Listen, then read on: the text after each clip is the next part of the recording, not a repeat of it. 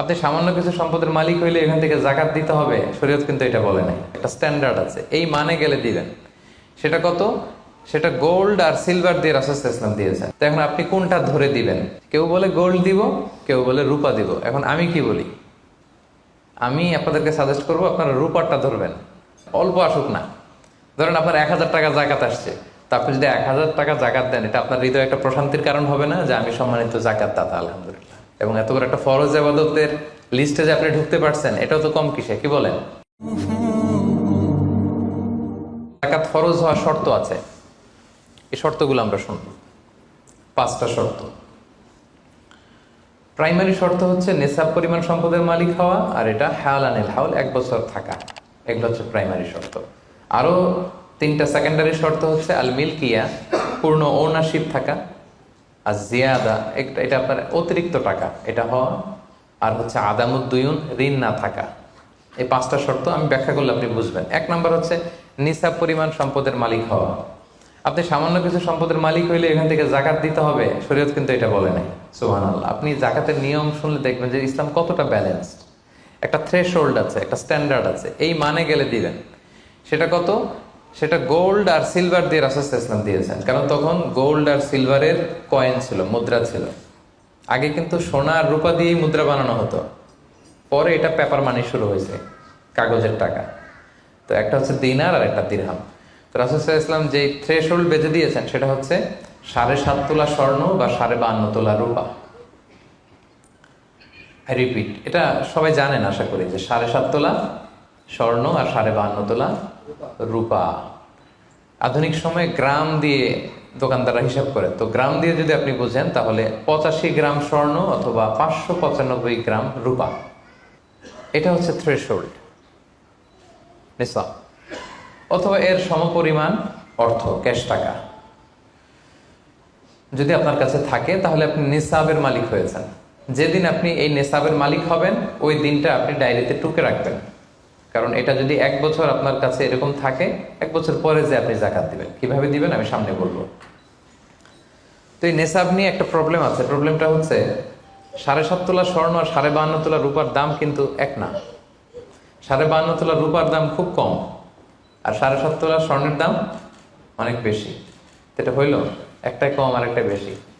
ঘটনা হচ্ছে রাসূল সাল্লাল্লাহু আলাইহি ওয়াসাল্লাম যখন এই থ্রেশহোল্ডটা বেঁধে দিয়েছিলেন নিসাবটা, তখন দুইটার মান সমান ছিল। তখন 7.5 তোলা স্বর্ণ দিয়ে 52.5 তোলার মতো রূপা পাওয়া যেত, অথবা কেউ 52.5 তোলা রূপা বিক্রি করলে 7.5 তোলা স্বর্ণ পেত। কিন্তু পরে সিলভার ফল করতে শুরু করলো, ফল করতে করতে আজকে এই অবস্থা। গোল্ড আবার খুব একটা ফল করে নাই, ফলে গোল্ডের স্টেবিলিটিটা এখনো রয়ে গিয়েছে। তো এখন আপনি কোনটা ধরে দিবেন জাকাতটা? যদি আপনি রূপা ধরেন, কথার কথা, রূপা যদি এই 1 ভরির দাম 1000 টাকা হয়, তাহলে 52.5 ভরির দাম কত? 52,500 টাকা। কিন্তু স্বর্ণ যদি আপনি হিসাব করেন, 1 ভরি যদি 50,000 হয়, 7.5 ভরি কত? 3.5 লাখ প্লাস, তাহলে প্রায় 7 গুণ কম বেশি, তাই না? এটা নিয়েই হয়ে গেছে জটিলতা। তো এখন আপনি কোনটা ধরে দিবেন? অনেকে বলে না গোল্ড দিব, কারণ গোল্ড ফল করে নাই, এটার যে স্ট্যান্ডার্ড এটা এখনো বজায় আছে। এটা নিয়ে অনেক আলোচনা, আমি খুব সংক্ষেপে বলি। কেউ বলে গোল্ড দিব, কেউ বলে রূপা দিব। এখন আমি কি বলি? আমি আপনাদেরকে সাজেস্ট করবো আপনারা রূপারটা ধরবেন। রূপারটা ধরলে কি লাভ হবে জানেন? 2 দিকেই লাভ, আপনারও লাভ, যিনি নিবে আরও লাভ। রূপারটা ধরলে বেশি সংখ্যক লোক জাকাত দান করতে হবে, তাই না? আর বেশি সংখ্যক গরিব লোকও টাকা পাবে, কি বলেন? তো 2 পক্ষে লাভ হইল না। এখন প্রশ্ন করতে পারেন, হুজুর ও পাইছে, ওর লাভ, আমার লাভ কি? আপনার তো সবচেয়ে বড় লাভ, আপনি তো সওয়াব পাবেন আখিরাতে। এটা আমাদের বেশি দরকার না, কি বলেন? যিনি গ্রহীতা উনি পেয়ে লাভ, তার লাভ হইল, আর যিনি দাতা তিনি সওয়াব পেয়ে লাভবান হইলেন, তিনি সম্মানিত জাকাত দাতা হইলেন। অল্প আসুক না, ধরেন আপনার 1000 টাকা জাকাত আসছে, তা আপনি যদি 1000 টাকা জাকাত দেন, এটা আপনার হৃদয়ে একটা প্রশান্তির কারণ হবে না যে আমি সম্মানিত জাকাত দাতা, আলহামদুলিল্লাহ, আই এম এ জাকাত পেয়ার। এবং এত বড় একটা ফরজ ইবাদতের লিস্টে যে আপনি ঢুকতে পারছেন, এটাও তো কম কিসে, কি বলেন? এজন্য স্বর্ণেরটা না ধরে রূপারটা ধরবেন। আপনাদের যে টাকা পয়সা, আপনাদের তো হীরা দিয়ে করা দরকার আপনাদের নেশা। এনিওয়ে, তো এজন্য আপনারা রূপারটা ধরবেন, তাহলে লোকজন উপকৃত হবে বেশি, সম্মানিত ভাই এবং বোনেরা। তাহলে 5টা শর্তের প্রথমটা তো বুঝে গেছেন, নিসাব। কি বলেন? নিসাব বুঝে গেছেন না? 2 নম্বর শর্ত হচ্ছে শুধু এই নেশাব পরিমাণ সম্পদের মালিক হইলেই হবে না ভাইরা, এটাকে হাল আনিল হাউল বলে, মানে 1 বছর আপনার কাছে থাকতে হবে। দেখেন ইসলাম কতটা ভারসাম্যপূর্ণ। কিছু টাকা আপনার কাছে থাকলে এই জাকাত দাও না, এটা 1 বছর থাকতে হবে। যদি দেখা যায় যে আপনার সব খরচ শেষে 1 বছর এই টাকাটা আপনার কাছে অলস পড়ে আছে, তাহলে বোঝা গেল যে আপনি সম্পদশালী এবং আপনার অর্থের একটা স্টেবিলিটি আছে। কি বলেন? তাহলে আপনি নেশাব পরিমাণ সম্পদের মালিক হলেন, এবং 1 বছর যদি থাকে, 1 বছর শেষে আপনি জাকাত দিবেন। এই বছরটা কিন্তু সৌর বছর না, সোলার ইয়ারে হিসাব করলে হবে না, এটা লুনার ইয়ারে, চান্দ্র বৎসরে। খেয়াল রাখতে হবে, সৌর বছর জানুয়ারি ফেব্রুয়ারি মাসের যে হিসাবটা, এটা 365 দিনে 1 বছর। কিন্তু যেটা লুনার ইয়ার, চন্দ্র বছর, এটা কতদিন 1 বছর কে জানে? কেউ জানেন না? 300 হ্যাঁ 354 দিন, রাইট। 354 দিন, সামান্য কিছু সময়। তো 11 দিনের কিন্তু এখানে ডিফারেন্স আছে, 11 দিনের ডিফারেন্স আছে। তো আপনি হিসেব করবেন হচ্ছে চান্দ্র বছর অনুযায়ী, সৌর বছর অনুযায়ী না। তো সৌর বছর অনুযায়ী যদি করেন, তাহলে আপনার জাকাত কিন্তু 2.5% থাকবে না। চান্দ্র বছর অনুযায়ী আপনার 2.5%, সৌর বছর করলে ওইটা 2.58% হয়ে যাবে। একটু বাড়বে না? কারণ কতদিন বেশি? 11 দিন বেশি, পার্সেন্টেজও বেড়ে যাবে। তখন কিন্তু জাকাত আপনার 2.5% থাকবে না, 2.58%। বলার আগে বুঝে যায়, কারণ সব ব্যবসায়ী সারাদিন ক্যালকুলেটর নিয়ে কোত্থেকে শিপমেন্ট হইলো, কত মিলিয়ন গেল, কত মিলিয়ন ঢুকলো, সব মুখস্থ, যেন বলার আগে বুঝে ফেলতেছে চটচট করে, মাশাআল্লাহ। তো তখন আর 2.5% হচ্ছে না, 2.58% হচ্ছে। তাহলে সম্মানিত ভাইরা, আপনি ধরেন, উদাহরণস্বরূপ ধরেন যে আপনি গত রমজানের 20 তারিখে সর্বপ্রথম নিসাব পরিমাণ সম্পদের মালিক হয়েছিলেন। তো তারপরে আপনি খেয়াল করবেন যে দেখি সারা বছর এই পরিমাণ অতিরিক্ত অলস টাকা আমার কাছে পড়ে থাকে কিনা। থাকতে থাকতে থাকতে থাকতে এই রমজানের 20 পর্যন্ত দেখেন যে টাকা ওইটা তো আছে, আরো হয়েছে টাকা। তো তার মানে আপনি এখন জাকাত দিবেন, যেহেতু নেসাবের মালিকও হয়েছেন, আবার পূর্ণ একটা চন্দ্র বছরও আপনার অতিক্রম করেছে, স্থায়ী হয়েছে, তখন আপনি জাকাত হিসাব করবেন। তাহলে 2টা শর্ত বুঝলেন না? 3 নাম্বার হচ্ছে ওনারশিপ। আপনার মালিকানা থাকতে হবে, যে সম্পদটা আছে খালি আপনার কাছে টাকা থাকলেই হবে না, এটা কমপ্লিট, আরবিতে তাসাররুফ বলে, কমপ্লিট ওনারশিপ আপনার থাকতে হবে। এখন একজনের আমানতের টাকা আপনার আছে, ওটা আপনি জাকাত দিতে পারবেন? একজন 5 লাখ টাকা আমানত রাখছে, আপনি এটা জাকাত দেওয়া শুরু করছেন, হবে? সেটা তো উনি জাকাত দিবে, এটা তো আপনার আমানতের টাকা, এই টাকা তো আপনার বুঝাই দিতে হবে। তো আমানতের টাকা কিন্তু কমপ্লিট ওনারশিপ আমার থাকে না, এটার হিসাব আমি করবো না। তো এটা বুঝে গেলেন। 4 নাম্বার হচ্ছে এই টাকা আপনার অতিরিক্ত হইতে হবে, আরবিতে বলে জিয়াদা।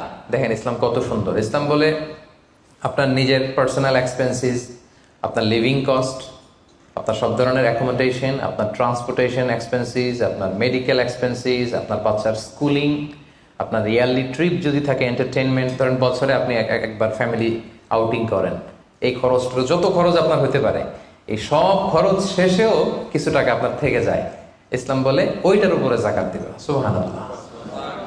জিয়াদা, অতিরিক্ত হওয়া শর্ত। আপনার লাগে, যদি আপনার এই টাকা লাগে, ওটা তো আপনি ইউজ করবেন। আপনার টাকার ব্যবহারের জন্য সবচেয়ে বেশি হকদার কে? আপনি নিজে। আপনার সব খরচ আলহামদুলিল্লাহ সুন্দরভাবে চলে, এরপরেও নিসাব পরিমাণ টাকা বছর ব্যাপী যখন আপনার রয়ে গেল, ইসলাম বলে জাস্ট 2.5%। সুবহানাল্লাহ। তাহলে অতিরিক্ত হইতে হবে। সর্বশেষ শর্ত, 5টা শর্তের সর্বশেষ শর্ত হচ্ছে ঋণ থাকতে পারবে না। ঋণ থাকলে ওইটা জাকাত থেকে বাদ যাবে। ধরেন আপনার আছে 5 লক্ষ, কিন্তু আবার ঋণও আছে 5 লক্ষ, কথার কথা। তো এটা তো আপনি আগে ঋণ দিবেন, আপনি তার জাকাত দিতে পারবেন না। এই কথাটা কি বুঝতে পারছেন? আচ্ছা, ঋণ ভাই 3 ধরনের। কয় ধরনের? 3 ধরনের। একটা হচ্ছে আপনার একবারে পরিশোধ করতে হবে, এরকম ঋণ থাকে না, যে আমি মুরাদ ভাইয়ের কাছ থেকে 1 লক্ষ টাকা নিলাম, আজকে আমার জাকাতের হিসাব করার ডেট, তো 1-2 মাসের মধ্যে টাকাটা দিতে হবে। তো তখন এই যে 1 লক্ষ টাকা উনি পাবে, এই টাকাটা আমি বাদ দিব আমার অন্যান্য অ্যাসেট থেকে।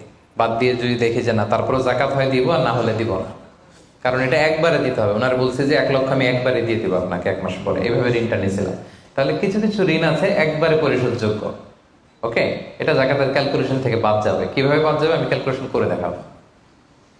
ঋণের দ্বিতীয় প্রকার হচ্ছে ইনস্টলমেন্টের কিছু ঋণ আছে, কিস্তিতে দেয়া লাগে। লেটস সে আমি 1 কোটি টাকা দিয়ে একটা গাড়ি কিনেছি, BMW গাড়ি, বা 50 লক্ষ টাকা দিয়ে আমি একটা হুন্ডা গাড়ি কিনেছি 50 লক্ষ টাকা। তো এটা আমি কিস্তিতে কিনেছি। কিস্তির ঋণ যদি হয় তাহলে আপনি কিন্তু পুরোটা বাদ দিতে পারবেন না, তখন সর্বোচ্চ 12 মাসের কিস্তি বাদ দিতে পারবেন, 12 মান্থসের, তাও এই চন্দ্র মাসের হিসাবে। কারণ জাকাতের হিসাবটা কি 12 মাসের হিসাব, তাই না? এটা একটা ইয়ারলি ক্যালকুলেশন। আপনি পুরোটা যদি একবারে বাদ দেন তাহলে তো আপনার আর জাকাতই দেওয়া লাগবে না। কি বলেন? বাংলাদেশে অনেক বড় বড় সিআইপি ব্যবসায়ী আছে, ওনারা হাজার হাজার কোটি টাকা ব্যাংক থেকে ব্যবসায়ের কারণে ঋণ নেন এবং ওনাদের ঋণ খেলাপি হয়। তো ওনারা যদি বলে হুজুর আমার তো ঋণ আছে, তো উনি আর জাকাত দিবে কি? ওনারই তো আমার জাকাত দেওয়া লাগবে এখন। কি বলেন? এরকম বড় বড় সিআইপিরা যদি ঋণের দোহাই দেয়, উনি আর জাকাত দিবে কি? উনি তো ঋণী। তাহলে উনারই কিছু জাকাত আমাদের দেওয়া লাগবে, কারণ আমরা জাকাতের 8টা খাতের মধ্যে একটা পড়েছি, বল গরিমিনা। কি বলেন? ঋণগ্রস্ত ব্যক্তিকে জাকাতের টাকা দিয়ে হেল্প করা যায়, তো উনি আর দিবে কি? উনারে দিই আমরা। ওই ঋণ বাদ দেওয়া যাবে না। ইনস্টলমেন্টের ঋণ হইলে 12 মাসের, আর ওইরকম ঋণ খেলাপি 1000 কোটি টাকা, এগুলো বাদ দেওয়া যাবে। 3 নাম্বার ঋণ হচ্ছে লাক্সারি পণ্য কিনতে যে ঋণ হয়, এই ঋণ জাকাত থেকে বাদ দেওয়া যাবে না। বিলাসিতামূলক কিছু যদি আপনি কিনেন, আপনি একটা লাম্বরগিনি কিনলেন 10 কোটি টাকা দিয়ে, এটা আপনি জাকাত থেকে বাদ দিতে পারবেন? পারবেন না। তাহলে লাক্সারি আইটেমের যে ঋণ, এটা বাদ দেওয়া যায় না। তাহলে ঋণের ব্যাপারটা পুরোপুরি বুঝে গেছেন না?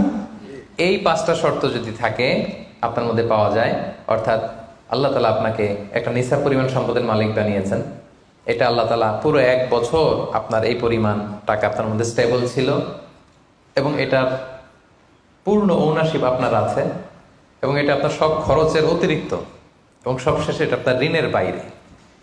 ওই সম্পদ থেকে আল্লাহ তাআলা আপনাকে জাকাত দিতে বলেছেন। তাহলে জাকাতের শর্ত সবার clear? Be a part of our vision. Do listen and share the khair.